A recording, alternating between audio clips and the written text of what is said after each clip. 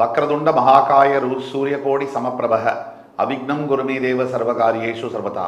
தென்னாட்டுடைய சிவனே போற்றி, என் நாட்டவர்க்கும் இறைவா போற்றி. அன்பர்களே நண்பர்களே, இந்த புத்தம் புதிய காணொலியில் உங்கள் அத்துணை பேரையும் வரவேற்பதில் மிக்க மகிழ்ச்சி கொள்கிறேன். தமிழ் புத்தாண்டு பலன்கள் சிறப்பு தொகுப்பு 2026 பராபவ ஆண்டினுடைய 12 ராசிகளுக்கான பலன்கள் என்ன? அந்த வரிசையில் இன்றைக்கு நாம் பார்ப்பவிருப்பது விருச்சிக ராசி. காலபுருஷ தத்துவத்துக்கு 8ஆம் வீடு விருச்சிகம். இந்த விருச்சிக ராசி மிகவும் அபூர்வமான ஒரு ராசி. இது உங்களுக்கு நாம் ரொம்ப குறிப்பிட்டு சொல்வதற்கு பல காரணங்கள் இருக்கு. இந்த விருச்சிக ராசி ஒரு மனிதனுடைய உயிரையும் உடலையும் பிரிக்கக்கூடியது. இதை பல தடவை சொல்லியிருக்கேன். 8ஆம் இடம் ஆயுள் ஸ்தானம், அதனால மறைவு ஸ்தானம். இந்த மறைவு ஸ்தானம் ஒரு உடம்புல எதை ஒரு மனிதன் மறைக்கிறாங்க, உடல் உறுப்பு மறைப்பப்படுகிறது சொல்லுவோம். இது ஒரு உடம்புல ஒரு மனிதன் எதை மறைப்பார்களோ அதை குறிக்கக்கூடிய ராசி விருச்சிகம்.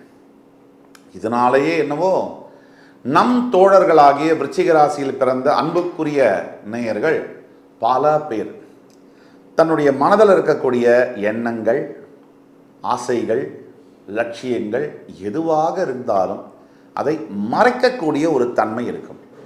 வெளிப்படையா மனசுல இருக்கிறத சொல்லவே மாட்டாங்க. இந்த ஒரு தன்மை விருச்சிக ராசி அன்பர்களுக்கு இருக்கிறது. இந்த விருச்சிக ராசிக்காரர்கள் தன் மனதில் இருக்கக்கூடியதை வெளிப்படையாக பேசக்கூடிய தன்மை என்பது கஷ்டம். இவங்க வேணுமென்றே மறைக்கல, இவங்களுடைய இயல்பு, கடவுளின் படைப்பு இந்த மாதிரி இருக்கு. இப்ப விருச்சிக ராசிக்காரர்களுக்கு இந்த பராபவ ஆண்டு தமிழ் புத்தாண்டு 2026 எப்படி இருக்குன்னு பார்க்கலாமா? வாங்க. இவங்களுக்கு இந்த ஆண்டு என்ன நடக்கும், எதை எதிர்பார்க்கலாம், எதை செய்யணும், எதை செய்யக்கூடாது, பரிகாரங்கள் என்ன, இதை பத்தி விரிவாக பேசலாம். வாங்க. விருச்சிக ராசிக்காரர்களை பொறுத்த வரைக்கும் இந்த ஏப்ரல் மாதம் தொடங்கக்கூடிய இந்த புத்தாண்டு மாதம் என்பது கடின உழைப்பிற்கான மாதம். இதை சொல்லும் போதே தற்சமய கிரக சூழ்நிலை அதை பத்தி பேசணும். விருச்சிகத்தின் 5ஆம் வீடுல சனி, 4ஆம் வீடுல ராகு. விருச்சிகத்தின் 8ஆம் வீட்டில் தற்சமயம் குரு ஜூன் 2 பிறகு 9ஆம் வீட்டிற்கு போய் விருச்சிகத்தை பார்க்க போகிறார் உச்ச குரு. விருச்சிகத்தின் 10ஆம் வீடு என்று சொல்லக்கூடிய சிம்மத்தில் கேது. இவ்வளவுதான் கிரக அமைப்பு, முக்கியமான கிரகங்களுடைய அமைப்பு. நாம் ஏன் குரு, சனி, ராகு, கேதுடைய அமைப்பை எடுத்துக்கிறோம் அப்படின்னா, இந்த கிரகங்கள் தான் ஒரு வருஷத்துக்கு மேல மாற்றங்கள் பெறுகிற கிரகம், பெரிய கிரகங்கள். மித்த கிரகங்கள் எல்லாம், மீதம் இருக்கக்கூடிய 5 கிரகங்களும் மாதம் ஒரு முறையோ, தினம் ஒரு முறையோ, அல்லது 2 மாதம் ஒரு முறையோ, 1.5 மாதம் ஒரு முறையோ மாறிக்கொண்டே இருப்பார்கள். இந்த குரு, சனி, ராகு, கேது தான் 1 இயருக்கு மேல மாறக்கூடிய கிரகங்கள், பர்மனண்டா இருக்கக்கூடிய கிரகங்கள். அதனால இந்த கிரகங்களை தவிர்க்க முடியாது. ஆக சரியாக ஏப்ரல் 17ஆம் தேதி அன்று விருச்சிகத்தின் 5ஆம் வீடு என்று சொல்லக்கூடிய மீனத்தில் கூட்டு கிரகங்கள் சேர போறாங்க. சனி, செவ்வாய், புதன், இப்படி கூட்டு கிரகங்கள் எல்லாம் சேர போறாங்க. இதனுடைய பலன்கள், தாக்குதலும் விருச்சிகத்தின் மேல் இருக்கும். இப்போ விருச்சிகத்துக்கு என்ன நடக்குதுன்னா, கடந்த 10 ஆண்டுகளாக விருச்சிகத்திற்கு நிம்மதி என்பது இல்லை. ஃபர்ஸ்ட் பிரச்சனை அதான். அந்த நிம்மதி எதனால இல்லை, அதெல்லாம் பேசிக் காரணங்கள், பல ரீசன்ஸ், காரணங்கள் இருந்தாலும் பணத்தினால நிம்மதி இல்லையா, உறவுகள்னால நிம்மதி இல்லையா, உடல் ஆரோக்கியத்தினால நிம்மதி இல்லையா, காதல் தோல்வியினால நிம்மதி இல்லையா, கணவன் மனைவி பிரிவினால நிம்மதி இல்லையா, குழந்தைகள்னால நிம்மதி இல்லையா, குழந்தைகளை பார்க்க முடியலன்னு நிம்மதி இல்லையா, தினமும் குழந்தைங்க பண்ற அட்டகாசம் தாங்க முடியலன்னு நிம்மதி இல்லையா, இப்படி பல பிரச்சனைகள் மனசுக்குள்ள இன்னும் நிறைய இருக்கு, சொல்லிட்டே போலாம். 10 ஆண்டுகளுக்கு மேல விருச்சிக ராசி அன்பர்களுடைய கேள்வி, எனக்கு நல்ல காலம் என்பது நான் பார்த்ததே கிடையாது, அப்படி ஒரு நல்ல காலம் என்பது இருக்கா இல்லையான்னு எனக்கு தெரியாது. இதுதான் அவங்களுடைய கேள்வி. இந்த பராபவ ஆண்டினுடைய சிறப்பு என்ன, விருச்சிகத்துக்கு என்ன டேக்அவே அப்படின்னா, முதல்ல தெரிஞ்சுக்கோங்க, இந்த வீடியோக்குள்ள டீட்டெயில்டாக நம்ம போகிறதுக்கு முன்னாடி விருச்சிகராசி அன்பர்கள் தெரிஞ்சு கொள்ள வேண்டியது, ஜூன் 2க்கு பிறகு உங்களுடைய வாழ்க்கையில் நீங்க இதுவரைக்கும் எதிர்பார்க்காத அளவிற்கு நல்ல மாற்றங்கள் வரும். எந்த ஒரு முயற்சியும் இல்லாமலே நல்ல செய்திகள் வரும், நல்ல திருப்பங்கள் வரும், பெரிய அளவிலான ராஜாதி ராஜ யோக பலன்களை நீங்கள் பெறுவீர்கள். இதுதான் நிதர்சனமான உண்மை. இது குரு பயிற்சிக்கு பிறகு நிகழ்ந்தே தீரும். உங்களுடைய ராசி, உங்களுடைய 3ஆம் வீடு, 5ஆம் வீடு, இந்த இடங்களை குரு பார்க்கவிருக்கிறார். இப்போ நம்ம கூட்டு கிரகங்களை பற்றி பேசணும். 5ஆம் வீட்டில் கூட்டு கிரகங்கள் இருக்கும்போது சற்று எதிர்ப்புகள் இருக்கும். நம்ம திரும்பியும் சொன்னோம், பழையபடி விருச்சிகராசி அன்பர்கள் வாழ்க்கையை பார்த்ததே இல்லையா அப்படின்ற கேள்விக்கு பதில் சொன்னோம். இனிமேல் ஜூன் 2க்கு பிறகு 10 ஆண்டு இல்லை, நீங்கள் பிறந்ததுலேருந்து நீங்கள் பார்க்காத நல்ல விஷயங்கள், நீங்கள் எதிர்பார்க்காத நல்ல திருப்பங்கள், வாழ்வியல் மாற்றங்கள் வந்து சேரும். இப்போ சனியை பற்றி பேசணும்னா, சனி பகவானை பற்றி, உங்களோட 5ஆம் வீட்டில் ஏப்ரல் 17 கூட்டு கிரகங்கள் இருக்கும்போது டென்ஷன், மனசோர்வு, ஏற்கனவே சந்திரன் உங்கள் ராசியில் நீச்சம் என்பதால் சற்று கவலை, சற்று இதெல்லாம் இருக்கும். அதுக்கு மேலே டென்ஷன், மனசோர்வு, வேலை பார்க்கக்கூடிய இடத்துல பிரச்சனைகள், கொஞ்சம் எதிர்ப்புகள், இதெல்லாம் நீங்கள் எக்ஸ்பெக்ட் பண்ணணும். ஆக இந்த சனி பகவானுடைய தாக்குதல் என்பதும் கூட்டு கிரகங்களுடைய இதுவும் ஏப்ரல் மாதம் 2வது வாரம் முதல் 4வது வாரம் முடிய, அதே மாதிரி 1.5 மாதம் ஏப்ரல் 2வது வாரத்திலிருந்து மே முடிய இந்த தாக்குதல்கள் சற்று இருக்கும், பலமாகத்தான் இருக்கும். இந்த 1.5 மாதம் கவனமாக இருக்கும். அதற்கு பிறகு மடை திறந்து பாடும் நதி அலைதான் அப்படின்ற மாதிரி உங்களுடைய வாழ்க்கையில் மாற்றங்கள் வரும். இந்த 1.5 மாதம் நாம் கடைபிடிக்க வேண்டிய தாரக மந்திரம் உழைப்பு, உழைப்பு, ஃபோக்கஸ், ஹார்ட் ஒர்க், ஃபோக்கஸ். நம்ம எதை செய்கிறோமோ அதன் மேலே கவனமாக இருக்கணும், முழு கவனமும் இருக்கணும். முழு கவனத்தோட, முழு ஈடுபாடோட நம்மளுடைய வேலைகளை நம்ம செய்ய வேண்டும். இதுதான் முக்கியம். இந்த காலகட்டத்தில் பராபவ ஆண்டில் நம்மளுடைய உழைப்புக்கும் திறமைக்கும் கண்டிப்பாக ரெகக்னிஷன் கண்டிப்பாக கிடைக்கும். நம்ம வேலை செஞ்சதுக்கும் நம்மளுடைய திறமைக்கும் கண்டிப்பாக ஒரு மதிப்பு இருக்குது. இதை தவிர ஃபைனான்ஷியல் சிச்சுவேஷன் அப்படின்னு நம்ம பார்த்தோம்னா ரொம்ப பிரமாதமாக இருக்குது. கண்டிப்பாக இப்போ இருக்கக்கூடிய கடன் தொல்லைகள், இந்த பணம் சம்பந்தப்பட்ட பிரச்சனைகள், பல ஆண்டுகளாக இருந்து வந்த பணம், கடன் தொல்லைகள் சம்பந்தப்பட்ட பிரச்சனைகள், இது எல்லாமே முடிய வாழ்க்கையில் ஒரு புதிய கதவு, புதிய வாய்ப்புகள் திறக்கக்கூடிய ஒரு நேரமாக மே 2வது வாரம் முதல் தொடங்குகிறது. திருமணம் சார்ந்த விஷயங்கள், இப்போ நம்ம காதலிச்சுட்டே இருக்கோம். பல பேருக்கு திருமண வாய்ப்பும், திருமணம் வரன் பார்த்துட்டு இருக்காங்க, கல்யாணம் பண்ணணும்.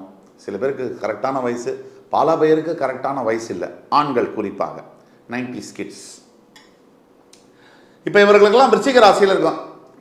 இதில் பல பேர் மனதளவில் திருமணமாவது எனக்காவது அதெல்லாம் முடிஞ்சிருச்சுங்க, இனிமேலாம் இந்த பிறவியில் திருமணம் நடக்காது அப்படின்னு முடிவெடுத்த விருச்சிக ராசி அன்பர்கள் ஆயிரக்கணக்கில் இருக்கிறார்கள். அவர்களுக்கும் சேர்த்து தான் நம்ம பேசுகிறோம். நீங்கள் என்ன வேணால் முடிவெடுக்கலாம். மேன் ப்ரப்போசஸ், காட் டிஸ்போசஸ் அப்படின்னு சொல்லுவாங்க. ஒரு திருமணம், தாமத திருமணம் தவறல்ல. சில சமயத்தில் லேட்டாக வந்தாலும் லேட்டஸ்ட்டாக வரணும்னு சொல்லுவாங்க.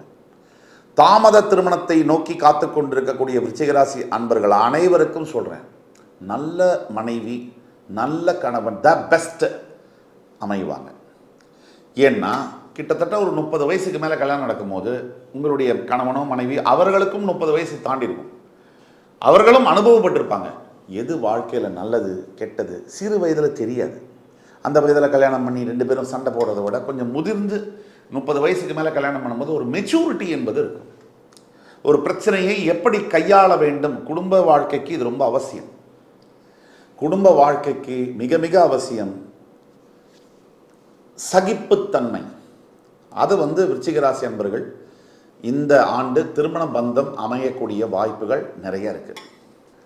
அதே மாதிரி மாணவ மாணவியர்களுக்கு அற்புதமான ஒரு ஆண்டு, பராபவ ஆண்டு. விருச்சிக ராசியில் இருக்கக்கூடிய மாணவ மாணவியர்களுக்கு உங்களுடைய உழைப்பு, இந்த கடினமான உழைப்பின் மூலியமாக இப்போ நீங்கள் எஃபர்ட் போட்டிங்கன்னா படிப்பில் 200% உங்களுக்கு ஜெயிக்கும்.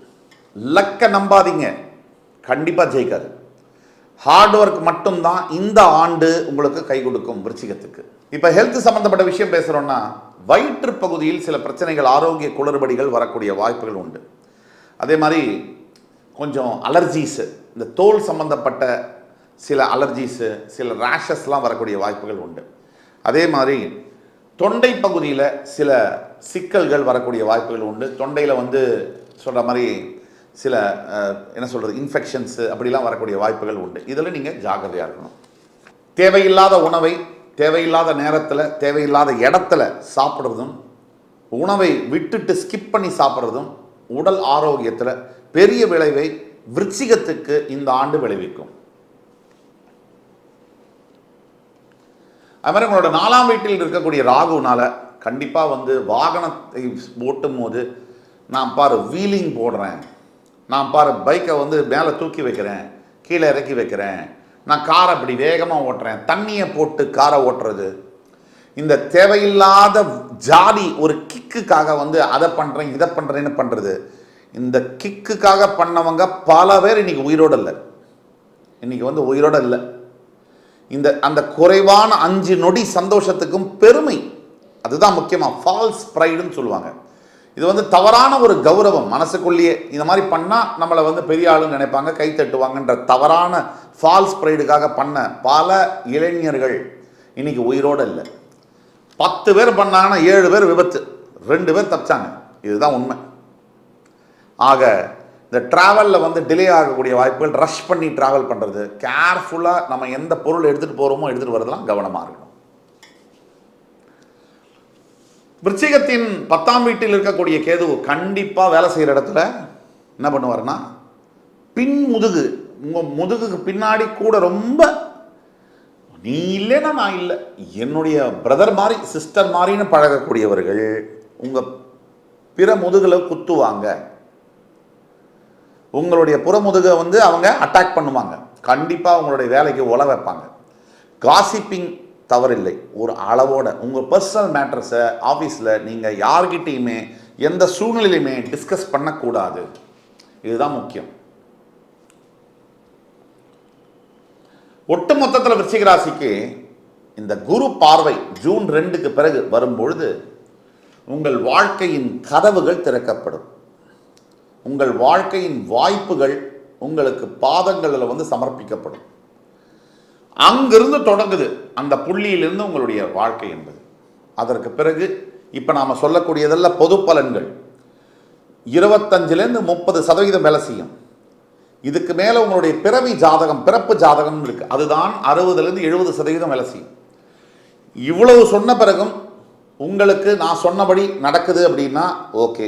இல்லை உங்களுக்கு மேலும் சந்தேகம் இருக்கு, உங்கள் பிறப்பு ஜாதகத்துக்கு உங்களுக்கு எதிர்காலத்தில் துல்லியமாக எது நடக்கணும்னு தெரியணும்னா கீழே கொடுக்கப்பட்டுள்ள வாட்ஸ்அப் நம்பரில் எங்களை காண்டாக்ட் பண்ணி ஆன்லைன் கன்சல்டேஷன் எடுத்திங்கன்னா நான் உங்களுக்கான எதிர்கால பாதை என்ன நடக்கும்னு 200% ப்ரிடிக்ஷன்ஸோட உங்ககிட்ட நான் தெளிவாக பேச முடியும், உங்களுக்கான வழியை காமிக்க முடியும். அதே மாதிரி பரிகாரம்னு எடுத்தோம்னா விருச்சிக ராசிக்கு முக்கியமாக காலையில் ஸ்கந்த சஷ்டி கவசம், சாயங்காலம் ஸ்கந்த குரு கவசம், இது ரெண்டும் தவறாமல் ஒவ்வொரு நாளும் சொல்லணும். செவ்வாய்க்கிழமை அன்று தவிர்க்காமல் சொல்ல வேண்டும்.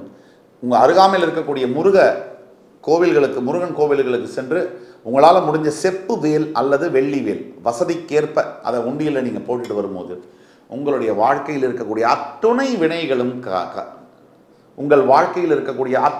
வினைகளும் அகலும். என் உயிரினும் மேலான விருச்சிக ராசி அன்பர்களே, இந்த காணொலி உங்களுக்கு பிடிச்சிருக்கும்னு நம்புகிறேன். அடுத்து வரும் காணொலியில் மறுபடியும் உங்கள் எல்லோரையும் சந்திக்கும் வரை உங்களிடமிருந்து விடைபெறுவது உங்கள் சுபாஷ் பாலகிருஷ்ணன். நன்றி, வணக்கம், வாழ்க வளமுடன்.